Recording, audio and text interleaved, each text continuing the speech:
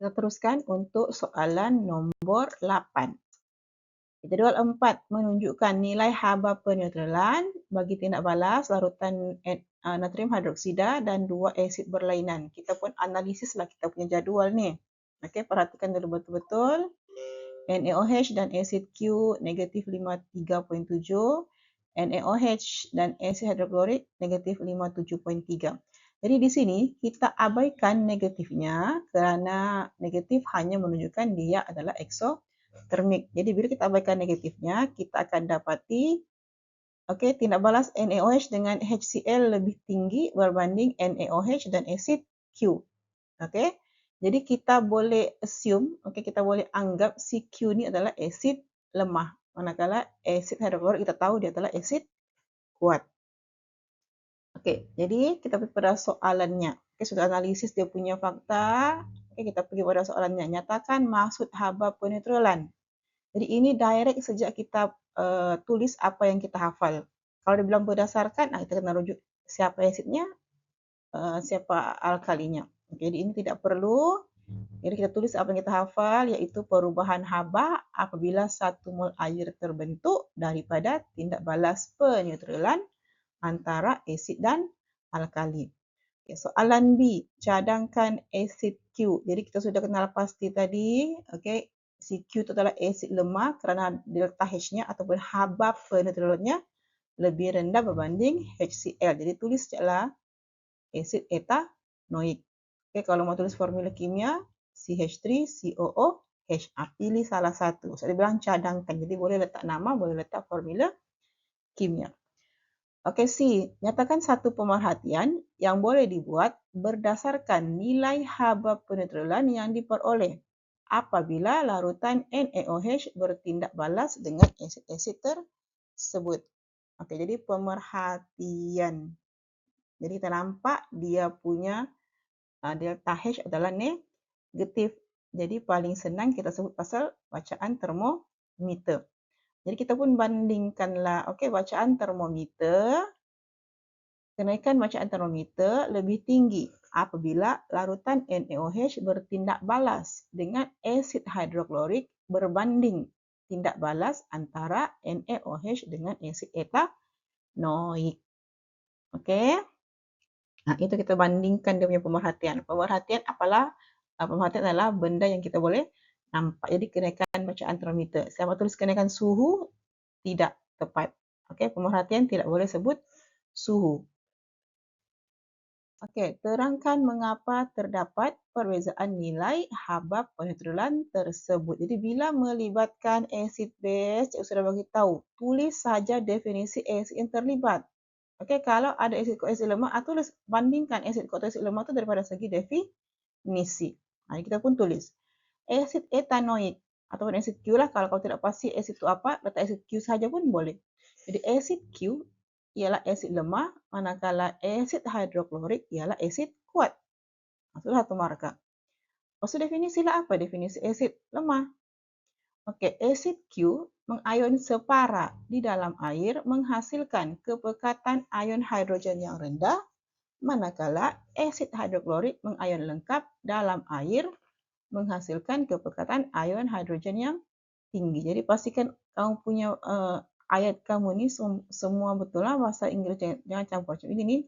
Biasalah, komputer dia automatik pergi tukar pergi bahasa Inggeris. Jadi pastikan bahasa Melayu HI.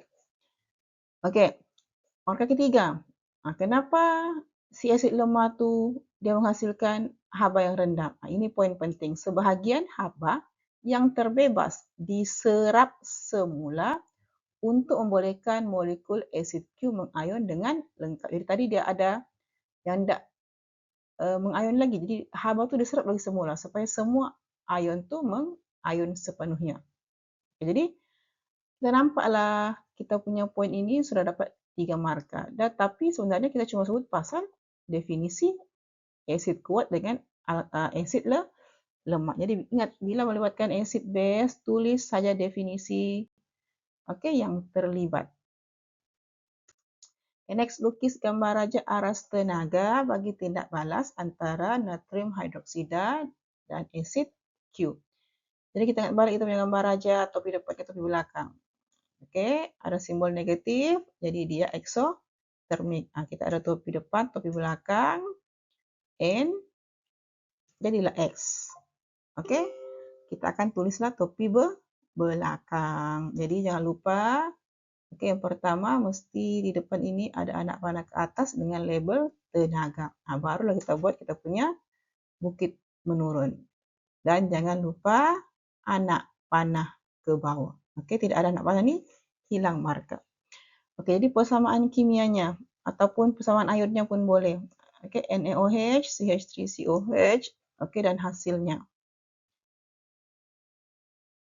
Okey, boleh juga tulis persamaan ion. H+, OH- menghasilkan H2O. Okey, lepas tu dia punya delta H. Okey, jadi mana markahnya? Okey, markah pertama, label bahan dan hasil tindak balas, label tenaga pada paksi Y dan label delta H. Maksudnya ini. Okey, lepas tenaga dan delta H. Okey, kita akan terima bila dia label bahan dan hasil jika guna tindak balas antara NOH dan CH3COH. Yang kedua, tindak balas eksotermik, dua aras tenaga bahan, aras tenaga hasil, dan mesti ada anak panah ke bawah. Nampak ni? Tidak ada anak panah, hilanglah markah kedua kamu. Okey, jadi ini adalah dia punya gambar raja aras tenaga 2 markah. Next.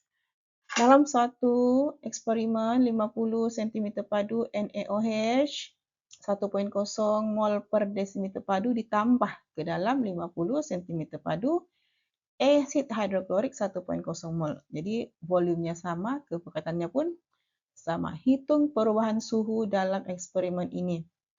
Jadi ingat balik kita punya rumus. Okey. Rumus untuk mol. Okey, ini adalah rumus untuk mol. Lepas kita ada rumus untuk asid dan kita ada rumus untuk termokimia. Jadi untuk rumus termokimia kita ada 3. Okey. Yang pertama rumus untuk Q, iaitu dia punya haba yang dibebaskan dalam unit J. Okey, jadi lepas tu kita akan perlu cari M. M tu siapa? M gunakan maklumat isi padu. Okey, yang ada sentimeter padu tu kita ambil. Kalau ada 2 yang ada sentimeter padu, ambil tambahkan. Okey, C ni nilai yang tetap 4.2. Okey, diberi dalam soalan. Kalau tak diberi pun kamu tahu sudah, C sentiasa 4.2. Okey, lepas tu theta adalah suhu tinggi tolak suhu rendah. Okey, suhu tertinggi ataupun tolak suhu awal. Okey, lepas tu, lepas kita kira Q, kita kena kira N, iaitu mol. Untuk mengira mol, kita ada 2 rumus yang kita boleh gunakan. Okey, yang pertama MV per 1000. Ini adalah untuk haba peneutralan, haba pemendakan dan haba penyesaran. Manakala N yang kedua, okey, pengiraan mol yang kedua, kita gunakan jisim dan jisim molar. Ini kita tahu tadilah. Okey, untuk yang MV per 1000 ni, gunakan bila melibatkan 3 haba ni. Manakala untuk yang gunakan J, jisim, okey, kita gunakan untuk haba pembakaran. Okey, lepas tu kita gunakan rumus yang ketiga, Kuehne-Hartak. Okey, delta H adalah haba tindak balas. Jadi, sekarang ini, tadi soalannya minta apa? Soalannya minta suhu. Okey, jadi bila melibatkan suhu, kita akan mulakan dengan mol dan delta H. Okey, kita akan kira molnya dulu. Okey, dalam satu eksperimen 50 cm padu, larutan natrium hidroksida 1.0 mol per desimeter padu ditambahkan ke dalam asid hidroklorik 1.0. Jadi ini kita gunakanlah keluarkan dulu maklumat-maklumatnya. Alkali. Maklumat alkali, kemolarannya 1.0, volumenya 50.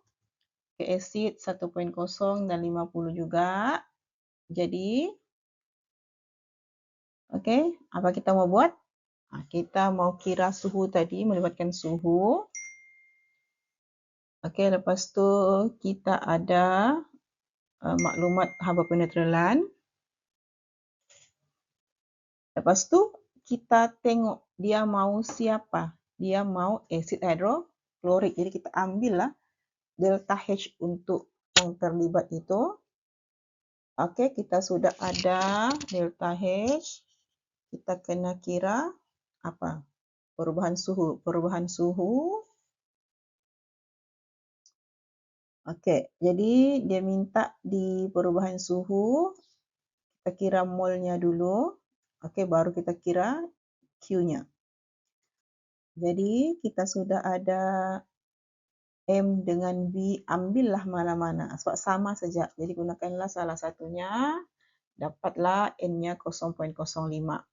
Lepas tu kita masukkan nilai N kita ini dan nilai H kita ini ke dalam rumus ini untuk cari Q. Jadi N-nya 0.05 mol. Dia punya delta H-nya 57.3. Jangan ambil negatif. So, negatif ini hanya menunjukkan eksotermik. Jadi tekan kalkulator dapat 2.865 kilojoule. Cuma dapat kilojoule, mol potong dengan mol negatif 1. Dapatlah kilojoule. Lepas tu kita masukkan kita punya nilai Q dalam rumus QMC theta. Kita nampak kita punya muatan haba tentu, kita punya nilai C 4.2 joule. Di sini adalah kilojoule. Jadi kita kena tukarkan dia. Kepada joule. Dengan darab 1000 dapatlah 2865 joule. Masukkanlah dalam rumus kita. Ingat tadi M-nya mesti ambil kedua-dua yang ada tulisan CM3. Jadi 50 tambah 50, 4.2. Theta. Tekan-tekan kalkulator dapatlah 6.8. Jadi simple saja. Soalan 8 tamat di sini.